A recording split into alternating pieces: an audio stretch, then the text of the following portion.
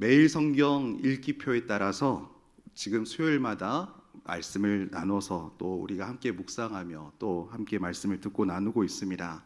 오늘 함께 나누실 말씀은 요한복음 21장 전체에 관한 내용인데 우리 13절에서 25절까지 내용을 읽으셨습니다.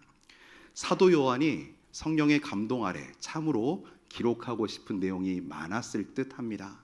마지막 절에서 예수님과 함께했던 그 많은 일들을 다 기록하고 싶었지만 제한된 지면 아래 21장을 기록했고 그 마지막 장을 사도 베드로에 관한 내용으로 마무리 짓고 있습니다. 하나의 스토리 같지만 베드로에 관한 세 가지 장면이 펼쳐졌습니다. 그 중에 저희가 두 가지를 보셨는데 전체 내용이 어떤 내용인가 짧게 말씀드립니다. 첫째, 밤새도록 빈 그물만 끌어올리던 제자들이 다시 고기잡이의 현장으로 돌아간 장면이 첫 번째 장면입니다. 그리고 두 번째, 물고기 잡이를 끝내고 돌아온 제자들에게 예수님께서 친히 식탁을 준비하시지요. 그리고 그 위에서 세 번의 베드로를 향한 질문과 또 베드로가 대답하는 고백을 들으십니다. 세 번째 장면은 뒤를 돌아본 베드로가 요한의 앞날을 물을 때에 주님께서 너는 나를 따르라 라면서 마지막 명령을 행하시는 장면입니다. 이 장면 짧게 말씀드렸지만 조금 이 내용을 설명드립니다. 부활하신 예수님께서 실패로 완전히 무너졌던 제자를 찾아오셨습니다. 책망의 말이 아니라 사랑의 질문을 통해 관계를 회복시키길 원하셨고 또 스스로 무너져 있던 상처에 사로잡혀 있던 베드로의 마음을 터치하셨습니다. 남과 나를 비교하는 눈길, 상황과 환경에 지배받아 어떠한 사명과 어떠한 회복을 꿈꿀 수 없었던 베드로에게 주님 바라보게 하시며 다시 따르도록 부르셨습니다. 오늘 우리가 이 장면 속에 함께 참여할 텐데 예수님이 던지시는 질문, 오늘 성령께서 말씀을 조명하게 하시면서 오늘 말씀을 듣고 나누는 우리 모든 성도님들이 예수님이 물으시는 그 질문, 너는 나를 사랑하느냐? 그 질문에 우리의 믿음으로, 우리의 신앙으로 담대히 고백하는 시간 되기를 원합니다. 우리 각자가 그 질문을 듣고 응답할 때 오늘 완전히 무너져 있던 이 베드로를 살리신 예수님께서 우리의 쓰라린 과거와 상처를 어루만져 주시고 다시 오늘의 사명을 우리 각자에게 새롭게 하실 것입니다. 그리고 모든 믿는 자의 영광스러운 부르심으로 우리를 확고히 하셨다는 사실을 우리가 받아들이게 하시고 오늘 그 여정에 함께 동참하게 하실 것입니다. 21장 우리가 다 읽지 않았기에 제가 짧게 요약해서 말씀을 조망하여 드립니다.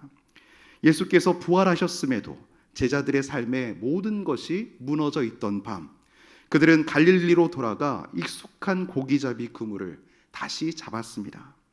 밤새 나섰지만 예수님 없는 그 그물 아무것도 걸리지 않았습니다. 바로 그때 부활하신 주님께서 새벽 물가에 서서 말씀하시죠. 배 오른편으로 그물을 던져보아라. 순종이 기적을 낳았습니다.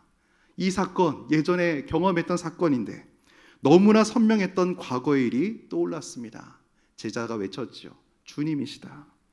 주님이 무너진 소망의 자리에 찾아오셨습니다. 그것으로 끝내지 않으시고 숯불 앞 아침 식사 자리에서 귀한 식탁 교제를 가지십니다. 그리고 베드로, 완전히 예수님과의 관계에서 무너져 있던 그 베드로에게 세 번의 질문을 하십니다. 너가 나를 사랑하느냐?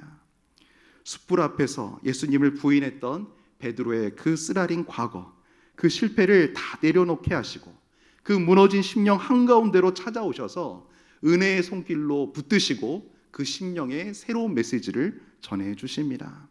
예수님은 베드로, 너 어떻게 나 배신했어? 그때 어떻게 그럴 수 있었냐며 몇 월 몇 시 몇 초에 어떻게 나한테 그랬냐며 누가복음 22장 분명히 예수님이 베드로를 바라보았었죠. 그때 그 사건을 다시 복귀하지 않으시고 꾸짖지 않으시고 사랑의 고백 위에 내 양을 먹이라는 사명을 다시 얹어주십니다. 그리고 마지막으로 베드로의 질문 앞에 모든 비교와 경쟁의식을 내려놓고 너의 부르심을 따라 주님께만 시선을 고정하라며 새로운 부르심으로 초청하십니다. 어떤 말씀이십니까? 너는 나를 따르라. 이 세 장면 모두 실패해서 자리에서 시작되는 은혜, 사랑으로 회복된 사명, 오직 주님만 따라가는 제자의 길을 우리에게 보여주고 있습니다. 오늘 이 여정 속으로 다 같이 함께 들어가 보겠습니다. 예수님이 베드로를 다시 찾아오신 이유가 있습니다. 주님은 오늘 배신당한 만큼 되돌려 주려고, 백배 천배 갚으려고 그렇게 베드로 질책하러 오시지 않으셨습니다. 상한 감정, 배신당한 그 상황들을 다시 복수하고자 오신 게 아니지요. 실수를 들춰내거나 분노를 쏟아내려고 오신 것도 아니십니다. 오신 이유는 단 하나, 넘어진 그를 다시 일으켜 세우시기 위해서였습니다. 이것이 복음이 가는 방법이죠. 율법은 죄를 규정하고 정죄하지만 복음은 죄인을 다시 만나게 하고 다시 일으켜 세웁니다. 그래서 예수님의 첫 행동, 잘못한 자, 자기의 실수와 과거에 짓눌린 자, 이 자를 외면하신 것이 아니라 방문하셨습니다. 추궁이 아니라 식탁으로 초대하셨습니다. 친히 빵과 생선을 준비하시고 와서 먹으며 함께 하자며 그렇게 불러내셨습니다. 주께서 사랑하시는 성도 여러분, 우리 각자가 스스로한테 엄격해서 우리가 세운 어떤 잣대에 우리 자신이 실패와 낙심, 좌절과 절망에 갇혀 있을 수 있습니다. 주님은 그런 우리를 내버려 두지 않으시고 예배와 기도와 말씀과 그런 모든 시간들을 통해 우리에게 찾아오십니다. 우리의 자책이 깊어질수록 더욱 다정하게 부르십니다. 누구에게도 나눌 수 없는, 헤어나오지 못한, 믿는 사람으로부터 받았던 상처, 때로는 교육자한테 받았던 상처, 리더한테 받았던 눈물들, 그런 죄책감들, 때로는 자기의 너무나 연약한 어떤 모습 때문에 넘어지고 무너졌던 우리 과거의 그런 쓰라린 기억들이 있으십니까? 나는 안 되라고 하면서 덮어두고 그저 포기하고 하루하루를 그저 그런 모습으로 살아오던 오늘의 모습이십니까? 믿는 성도는 죄책감 속에 머물러 있는 사람이 아닙니다. 쓰라린 과거에 우리가 넘어져 있어서도 안 됩니다. 찾아오시고 손 내미시며 환영하시고 안아주시는 주님께로 쏙 안길 수 있는 사람, 인생의 눈으로 보기에는 너무나 뻔뻔한 사람일 수 있겠으나 주님은 이런 사람을 기대하시고 기다리고 계십니다. 나에 대해서 돌아봤습니다. 이제 타인에게 적용합니다. 우리 믿는 신앙의 생활을 해오면서 많은 사람을 만나시죠. 우리에게 정말로 기억하기도 싫은 그런 잘못된 이상한 말을 건넨 사람, 관계 속에 도저히 용서할 수 없는 그런 사람, 교회 생활 하다 보면 우리가 그런 사람과 갈등을 넘어 상처 아픔 속에 단절할 수 있습니다. 관계 끝이다 벽쌓기 하고 침묵하며 오던 길도 되돌아가면서 외면으로 일관해 온 사람들, 우리가 오늘 찾아오시는 예수님을 통해 우리가 그런 용기가 생겨날 수 있기 바랍니다. 누가 이 용기 주시니까? 예수님의 삶을 통해 우리가 본받아 나갈 때 이 모습으로 변화받게 하십니다. 오늘 21장에서 예수님의 주목해야 할 행동들을 세 가지 찾아보겠습니다. 먼저 첫 번째입니다. 예수님은 베드로를 찾아오시면서 책망하지 않으셨습니다. 실패한 사람 책망하기 쉽지요. 그러나 책망은 사람을 움직이지 못합니다. 잘못한 내용, 있는 사실, 팩트 하나하나 꼽아내며 하나, 둘, 셋, 넷 세면서 너 이거 잘못했지? 팩트 체크할 때 그냥 있는 사람 나락으로 보낼 수 있습니다. 하지만 이러한 책망은 결단코 관계를 개선시키지 못한다는 것, 오늘 본문 말씀을 통해 우리가 다른 측면에서 한번 살펴보길 원합니다. 오직 사랑이야말로 사람을 변화시킬 수 있습니다. 주님은 베드로의 죄책, 무너지고 연약하고 정말 다시 보기 싫은 그런 감정이 있으셨음에도 똑같은 성정을 가진 완전한 인간이셨으니까요. 그런 죄책을 다 아시면서도 그 죄책 위에 더 큰 사랑을 덮어서 완전히 안아버리셨습니다. 그리고 질문하시죠. 너가 나를 사랑하느냐? 이 사랑의 질문, 정죄의 칼날로 그때 네가 그랬지, 되돌리기 위한 그런 질문 아니었습니다. 관계 회복을 위한 대화의 시작이었습니다. 나는 여전히 너를 사랑한단다. 너는 지금 어디에 서 있느냐? 무너져 있지는 않니? 일어서야 되지 않겠니? 지금 너가 있는 그 모습 그대로 있기에는 너는 너무나 존귀한 자인데 이제 함께 가자, 일어나서 나랑 같이 가자라고 하시는 그 초대의 문장으로 오늘 질문을 건네고 계십니다. 스스로 죄책감에 빠져 짓눌리고 실패와 좌절감에 사로잡힌 베드로를 꺼내고자 하시는 사랑의 질문이었습니다. 주목해야 할 예수님의 행동 두 번째입니다. 처음 부르신 장소로 다시 오셨습니다. 어디입니까? 오늘 갈릴리, 배, 그물, 물가, 베드로의 언어와 추억이 깃든 그곳, 놀라운 이적을 베푸셨던 과거, 그 역사의 현장 그곳에서 사람 낚는 업으로 부르셨던 그 정체성을 다시 세워주고 계십니다. 하나님의 방식은 그저 추상적인 명령이 아니죠. 구체적인 장소로 되돌아오셔서 과거에 잊어버렸던 은혜를 다시금 회상하게 하시고 관계 속에 다시 불러내고 계십니다. 사랑하는 주의 성도 여러분, 우리 또한 무너진 우리의 삶의 영역이 있다면 다시 회복을 주께 구해야 하지 않겠습니까? 삶의 자리, 가정, 직장, 교회 맡겨주신, 우리를 축복하신, 사랑받고 사랑해야 할 수많은 관계 속에 우리의 모든 잊혀진 것들에 대한 회복이 있기를 소망합니다. 지나온 세월 속에 주님과 따뜻했던 소중한 추억의 장소들은 어디십니까? 그런 시간, 그런 이벤트는 과연 무엇이었습니까? 여러분의 지금 누리고 계시는 그 기도의 길갈은 어디십니까? 주님과 따뜻한 교제의 시간은 언제 어느 쪽이었습니까? 우리 그것으로 우리가 너무나 식상해지고 메말라졌으며 또 매너리즘에 쌓여있는 그런 모습들이 있다면 오늘 말씀 들은 이후에 기도하는 그 자리에서 그 깊은 곳까지 우리가 나아갈 수 있기 바랍니다. 오늘 예수님의 주목할 세 번째 행동입니다. 주님은 이 베드로에게 사명을 회복시키고 계십니다. 뭐라고 말씀하시지요? 내 양을 먹이라, 내 양을 치라고 분명하게 말씀하십니다. 베드로, 너의 양떼를 치라고 하지 않으시고 예수님의 양, 예수님이 피로 값주고 사신 귀한 영혼들을 섬기는 그 양들을 먹이고 치라고 말씀하고 계십니다.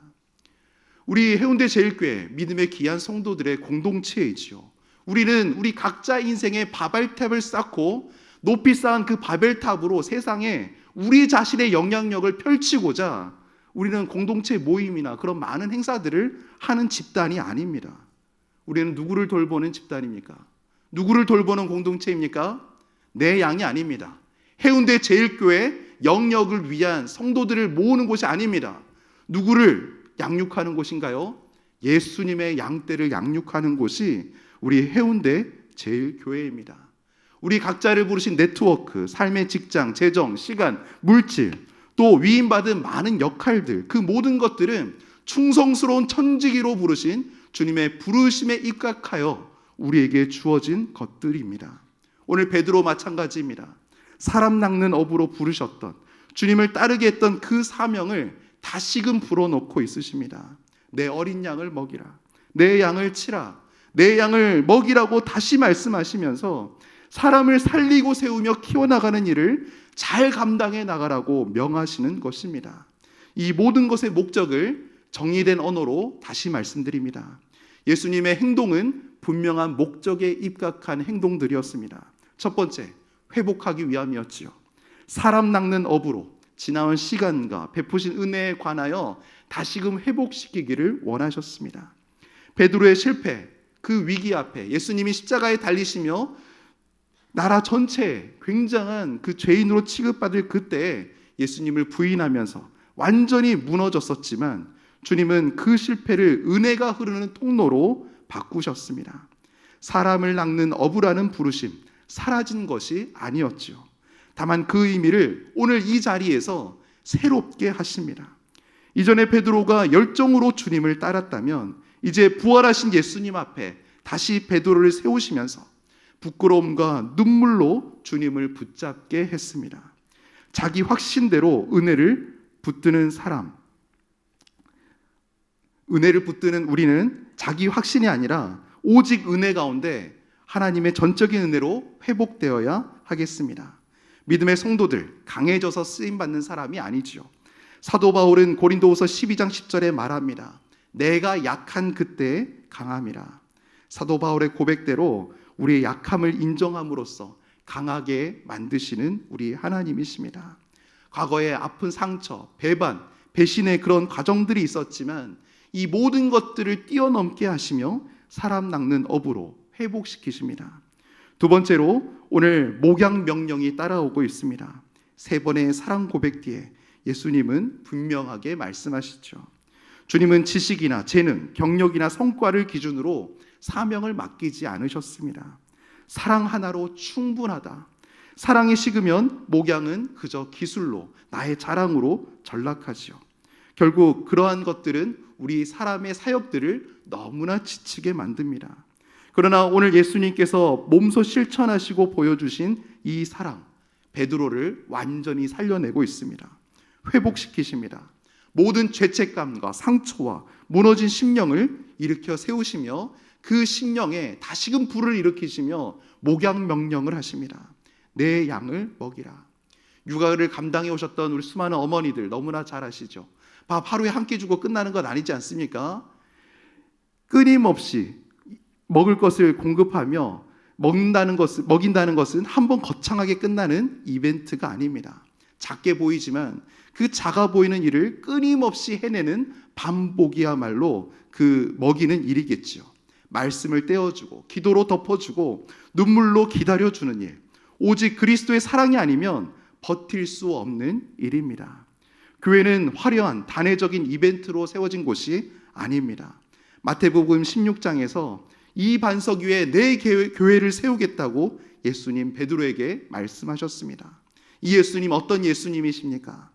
구약에서 그토록 이스라엘의 회복과 순종을 기다려 오셨던 그 하나님의 본체셨습니다.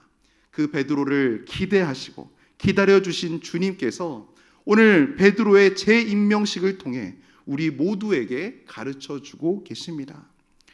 이제 우리가 3년에 한 번 있는 코로나로 인해 또 여러 가지 상황과 여건으로 인해 조금 미뤄지긴 했지만 이번 주에 우리는 귀한 일꾼들을 세우는 임직식을 앞두고 있습니다. 우리 후임 목사님께서 수요 여성 셀목자 모임에도 나누신 이야기지만 장로, 시무집사, 시무권사 이 모든 직분자들에게 주어진 역할이 헌법적으로 명시되어 있다고 나눠주셨었습니다. 어떤 의미가 있다고요? 목양의 의미가 있다고 분명하게 헌법에 기록되어 있습니다.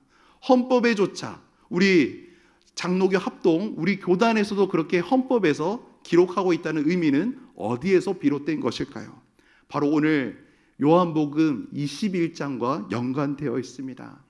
사랑하는 주의 성도 여러분, 목양을 맡은 우리 모든 성도 여러분, 또 임직을 앞두고 계시고 임직을 감당하고 계신 우리 모든 성도 여러분, 우리는 예수님의 양떼를 맡은 성도들입니다.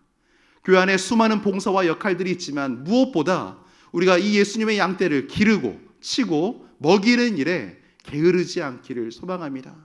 수많은 엄청난 부흥을 기대하면서 막상 주께서 많은 영혼들을 보내주실 때 우리가 이 영혼들을 감당을 하려면 우리 일꾼들이 준비되어야 하지 않겠습니까? 더 많은 일꾼들이 예수님의 양떼를 주님의 양떼를 청지기로서 잘 감당하길 원하는 더 많은 일꾼들이 함께 세워져 갈 수 있기를 소망합니다. 세 번째로 부르심입니다. 주를 따르는 제자로 타인의 시선을 넘어 자신의 십자가 사명을 감당하는 영광스러움에 대하여 주님은 목적을 두셨습니다. 예수님께서 오늘 베드로의 마지막 순간을 예고하는 듯 보입니다. 팔을 벌리고 원치 않는 곳으로 가게 될 그의 순교를 그려보시는 듯 합니다. 연약한 인생이 죽음을 묵상할 때 그저 부정적인 것으로만 생각할 수 있습니다. 그러나 하나님 나라에서 주인 되신 하나님께서 연약한 인생의 죽음마저도 하나님의 영광을 위해 사용하십니다. 연약한 믿음 안에서 볼 때 주 안에서 순교를 비참하게 볼지 모르나 하나님 나라에서 순교만큼 영광스러운 일이 있겠습니까? 하나님께서 베드로의 영광스러운 죽음을 요한복음의 기록으로 남기십니다. 예수님이 벅차오르는 영광에 대해 말씀하실 때 베드로는 어떤 태도를 취합니까? 오늘 읽으셨던 21장 후반부에 베드로가 예수님께 묻지요. 곁에 있던 사도 요한을 지목하며 이렇게 말합니다. 주님, 저는 그런 줄 알겠는데 쟤는 어떻게 됩니까? 이렇게 묻습니다. 시선을 돌리는 베드로에게 주님 단호하게 말씀하시죠. 야, 그게 너랑 무슨 상관이냐? 너는 나를 따르라. 어떻게 하라고요? 너는 나를 따르라. 주께서 우리 각자를 개인적으로 부르십니다. 우리의 길은 각자의 것이며 반드시 옆 사람의 길과 같지 않을 수 있다는 것을 분명히 하십니다. 베드로가 해야 할 일은 다른 사람의 운명에 신경 쓰거나 자신의 소명을 비교하는 것이 아니라 부르신 분이 이끄신 대로 가는 것, 이것이 주님이 기대하시는 바였습니다. 예수님께서는 베드로에게 그의 남은 생에 영광스러운 순교의 죽음으로 하나님께 영광을 돌릴 것을 예언하시면서도 요한의 운명은 베드로가 상관할 일이 아님을 분명히 하셨습니다. 실제 우리는 역사적으로 알고 있지요. 베드로는 순교하여 전승에 의해 십자가에 거꾸로 매달려 그렇게 순교했다라고 알고 있는데, 사도 요한은 생명을 끝까지 유지하며 늦은 나에 고초를 받으면서도 또 반모섬에서 그런 많은 힘든 일을 겪으면서도 오랜 세월 동안 예수님의 이 모든 행적들을 다 기록한 것으로 우리는 알고 있습니다. 실제 이 두 사람의 사명과 역할이 달랐던 것처럼 오늘 예수님이 베드로에게 미리 이 사실에 대해 알려주고 계십니다. 베드로야, 너는 타인의 삶과 비교하지 말고 오직 너에게 부르신 그 부르심을 쫓아 순종하며 따르는 제자의 삶에 집중하라고 말씀하시는 것입니다. 우리 또한 마찬가지입니다. 하루에도 수많은 쇼핑을 행하면서 수많은 물건을 비교하고 재고 가격 이렇게 잰다고 우리는 비교하는 것들을 얼마나 이렇게 비교하는 일에 너무 물들어져 있습니다. 하지만 주님은 그런 비교하는 생애가 아니라 남과 나의 비교하여 때로는 우월감에, 때로는 낮은 자존감에 그렇게 무너질 것이 아니라 너를 부르신 그 고유의 부르심을 기억하며 오직 주만 따르라고 말씀하고 계십니다. 우리 모두가 그 부르심에 순종함으로 나아갈 수 있기를 소망합니다. 우리에게 전하시는 예수님의 질문입니다. 오늘 말씀의 핵심입니다. 내가 나를 사랑하느냐? 오늘 이 질문의 의도와 목적에 대해 나눴습니다. 주님은 우리의 모든 성도들이 회복하기를 원하십니다. 그리고 지금 놓치고 있는 사명을 붙들기를 원하십니다. 그리고 우리 각자를 향하신 그 고유한 부르심을 향해 하루하루 그 영광스러운 삶을 향해 나아가기를 소망하고 계십니다. 적용의 질문을 드립니다. 행여 각자의 삶 속에 지금 이 자리 예배 자리에 나왔으면서도 실패의 자리에 주저앉아 계신 성도님 계십니까? 주님은 오늘 그 자리에 오늘 말씀으로 기도 가운데 찬양 가운데 찾아오십니다. 오늘 예수님의 초대에 우리가 응답할 수 있기 바랍니다. 와서 먹으라. 말씀 안 먹어서 외면해서 쫄쫄 굶지 마시고 우리가 영적으로 풍성한 식탁 아래 날마다 가까이 나아가 성도의 교제 자리에 우리가 즐거이 나아가며 주께서 공급하시는 그 풍성한 만찬을 우리 모두가 누릴 수 있기 바랍니다. 둘째로 오늘 본문 말씀이 우리 각 성도들에게 질문합니다. 너는 나를 사랑하느냐? 주님, 내가 주님을 사랑하는 줄을 주님 아십니다. 오늘 이 고백이 회복될 수 있기 바랍니다. 이 고백이면 충분합니다. 세상적으로 우리가 연약해 보이고 스펙도 없고 가진 것도 없고 가진 집도 없고 많은 것들이 부족해 보일지라도 주님은 연약한 우리 인생 이 고백 하나로 충분하다고 하십니다. 그러면서 우리에게 맡겨진 주님의 양떼가 있음을 기억하게 하십니다. 가정에서 누구를 섬기고 계십니까? 왼수 같은 배우자이십니까? 아니면 정말 내 마음 같지 않은 자녀들이십니까?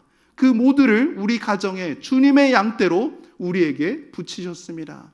사랑하는 주의 성도들 믿음의 공동체를 우리에게 붙이셨습니다.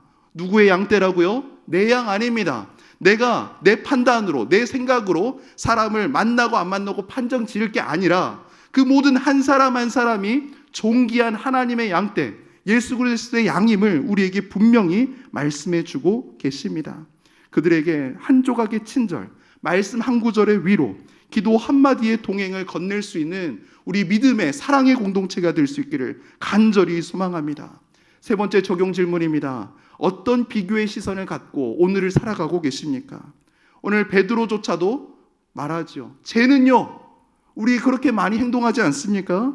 우리가 이런 질문이 따라올 때마다 너는 나를 따르라. 타인의 속도와 내 속도를 비교하면서 침울해하거나 우월감을 가질 것이 아닙니다. 불만 불평으로 일관할 것이 아닙니다. 주님을 바라보면 우리 모두가 각자의 속도와 부르심과 방향에 맞게 나아가고 있습니다. 제자도는 우리 주님을 따를 때 우리의 속도는 주님께서 책임지십니다. 넷째로 우리 성도님들 오늘 이 기도의 자리에서 우리의 약함을 감추지 않기를 원합니다. 약함은 주님의 능력이 머무는 자리입니다. 공동체 안에서 우리의 자신의 약함이 드러날까 봐 안절부절 못할 것이 아니라 그 약함조차도 주님 앞에 온전히 맡겨드리며 회복의 자리로 나올 수 있기 바랍니다. 주님은 언제나 개인의 신앙이 아니라 공동체의 함께함을 통해 떡을 떼고 나누며 잔을 함께 나누는 일들을 통해 믿음의 귀한 성장을 갖게 하십니다. 우리 성도 서로가 서로를 목양할 수 있는 귀한 아름다운 공동체 될 수 있기를 축복합니다.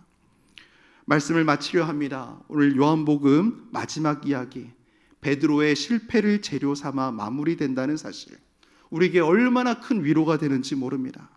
복음의 마지막 페이지를 실패자의 눈물로 얼룩진 채 남겨두지 않으시고 예수님은 찾아오셨고 만나주셨으며 떡과 잔을 나누시며 귀한 회복을 일으키셨습니다.